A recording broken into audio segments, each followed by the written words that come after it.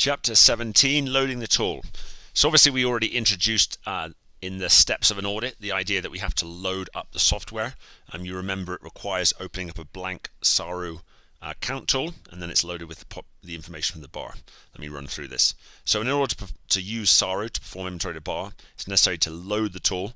That means the blank software is populated with all the specific settings of a bar, such as in the C tool, we'll fill up or load the order of products or vessels which were counted last time, meaning that we can follow the same order and the same zone names, and other information such as the recipes which are written specific to a bar for every button in their system.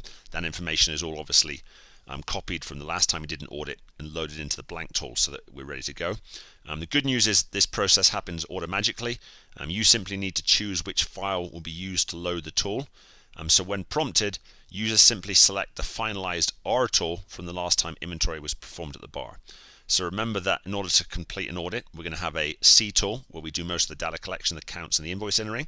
We'll have an R tool that does the reporting and also where we paste the point of sale report.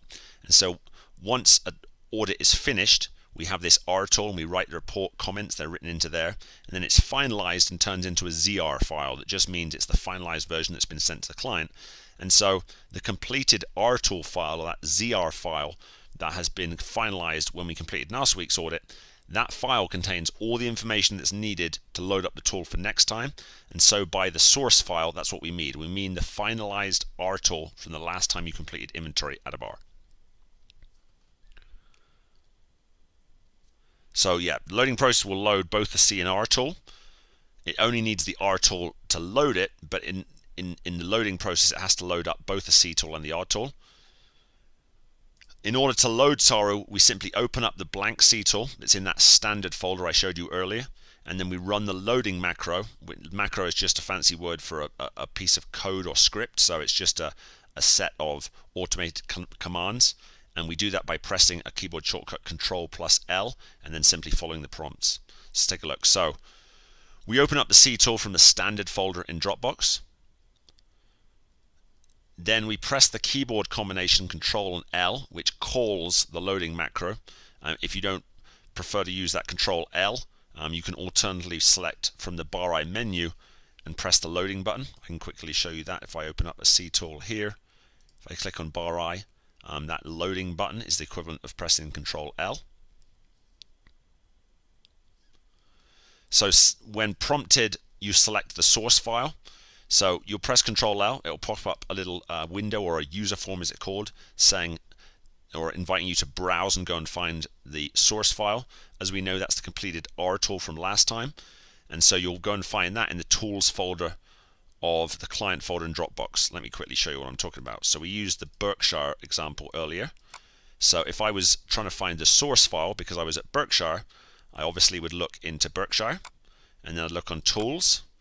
And then this is actually, I always look here at this date, but if you click here, you can sort them alphabetically by name, and all the file names we see, it has the date it was loaded, so it stacks these up chronologically.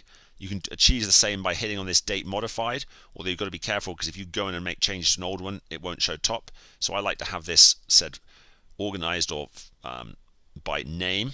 And then I would just, whenever I'm loading or using or choosing the source file, it's really important to just be in the habit of checking. So here, I know this is a monthly client, so on the 1st of June, I would expect to find this file, and it's going to be running through the whole of May, so that would make sense, and I'd double click on that.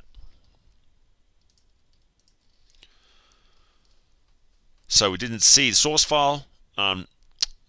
After we've selected the source file, next will be prompted to enter the cycle ending date using the format 7 or month then year. So the software automatically knows, based on the source file you used, it knows what the last day of sales were included in the last audit. And so obviously if Wednesday the 22nd was the last day of sales in last week's audit, Thursday the 23rd is going to be the first day of sales included in the new audit. So the software figures that out automatically. All you need to do is tell it what's the final day of sales for this audit. So if you're loading the night before you do the audit, it will be the current day, or most commonly, for instance, you'll be there on a Tuesday morning loading the tool, and the ending date will of course be the Monday.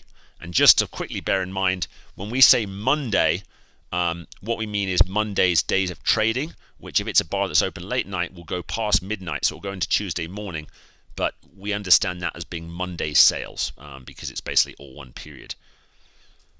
That's pretty common in point of sales, is that Monday, as said, extends to 2 a.m. or whenever that bar closes.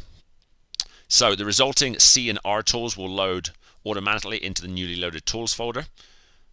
Just to say it, don't confuse the newly loaded tools folder where unsurprisingly newly loaded tools go with the tools folder that I showed you where we kept that ZR file for Berkshire. So the newly loaded tools folder obviously has a mix of all different clients because it's all the newly loaded tools, whereas if we look in the tools folder for a specific client, it will only have the ZR tools or files for that specific client. And then when the process completes, you'll get an OK message within a pop-up box which confirms that data loading is complete and you're ready to begin counting. So that's loading the tool. Next up, we're going to look at getting started.